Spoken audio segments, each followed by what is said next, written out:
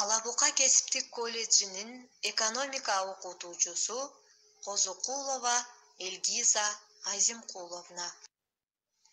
Банк ишинин негиздери сабагы финансы адистигинин 2 курсу. Тема заманбап мезгилдин акчалары. Сабактын максаты жаңы ойлоп табуулар сыяктуу эле кагаз акчалардын тарыхынын түпкү тамырын, негиздерин окутуу. Азыркы мезгилдеги колдонулуп жаткан заманбап акчалар. Сабактын планы. Биринчи, алгачкы кагаз акчалары. Экинчи план, дүйнөлүк валюталар, доллар, евро, пластикалык карталар. Алгачкы кагаз акчалары.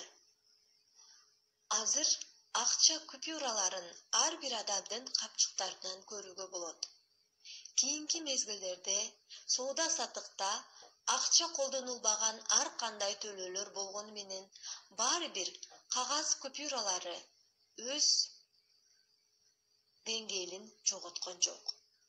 Жаңы ойлоп табуулар сыяктуу эле кагаз акчанын тарыхынын да тамыры тереңге кетет. Кагаз акчалар 1000 жылдан ашуун мурда Кытайда пайда болгон. Металлдан жасалган акчаларды аларга караганда арзан материалдардан жасоо аракети биздин заманга чейинки 119-жылы Кытай императору Уйди тарабынан колго алынган. Ал кезде ар бир жактары биринчи 33 сантиметрге жакын ак бугунун ийленген терисинин кесиндиси купюр катары пайдаланылган. Адегенде бул акча болгону 400 000 даана жасалган. 100 жылдын тегерегинде Кытайда кагаз пайда болгон. Андан көп өтпөй кагазга жазууларды түшүргөндү үйрөнүшөт.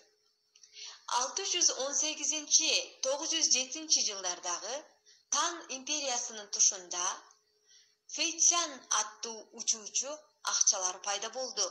Бул алгачкы реч акчаларды колмо-кол эмес, жөнөтүү жолу менен эсептешүү болуп саналган. Эгерде кимдир бирөө өзүнүн шаарындагы жок товарды алуу үчүн соодагер өнөктөшүнө кардарды жиберет.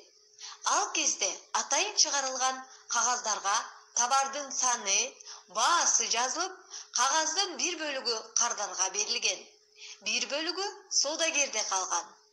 Дареге боюнча кардар келип, оор металл акчаларды көтөрүп келүү түйшүгүнөн арылган.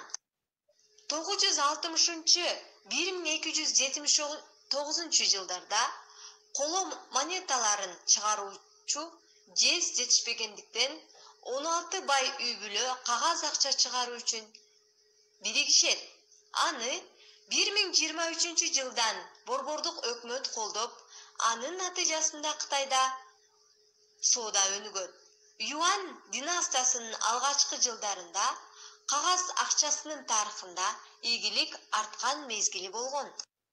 Кийин акчалар бара-бара жок болуп, адамдар ансыз деле оокат кылышат деген сөздөр айтылат. Бул кепке ишенүү кыйын, себеби дүйнө боюнча чарба жүргүзүүнүн жалгыз формасы акча жүгүртүү болуп саналат. Акчалар улам өркүндөп, өзгөрүп турат дегенге ишенсе болот. Азыркы күндө көптөгөн өлкөлөрдө соода сатык учурунда өзгөчө кредиттик карточкалар менен, демек электрондук акча менен иш жүргүзүшөт. Дүкөндөн кайсы бир нерсени сатып алганда мындай карточканын ээси карточкасын кассалык аппарат компьютерге салып, баасын көрсөтөт. Ошол замат банктагы компьютер аталган сумманы сатып алуучунун эсебинен алып салат. Андыктан ичине купюралар менен күмүштөр, шкаланган капчыкты көтөрүп кереги жок болуп калат.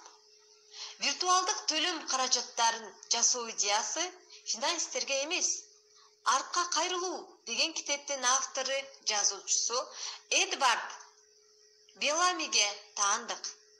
Карточкалар менен финансылык операцияларды баштаган Бруклиндеги Флетбуш банкынын адиси Бигнес болгон. Ал 1946-жылы Take It аттуу кредиттик системаны иштеп чыккан. Дүкөндөр кардарлардан персоналдык ишеним кат жаздырып алышып, банктарга өздөрү алып барышып, банктан дүкөн ээлерине кардарлардын эсебинен акчаларын которушкан. Электрондук акча бул накты акчанын электрондук алмаштыруучусу. Тактап айтканда, монеталар менен банкноттор электрондук капчыктарда сакталып, мобилдүү байланыш жана интернет аркылуу ар кандай көлөмдө акчасыз эсептешүүлөрдү жүргүзөт. 1958-жылдын 1-июлунда алгачкы American Express банк картасы чыгарылган.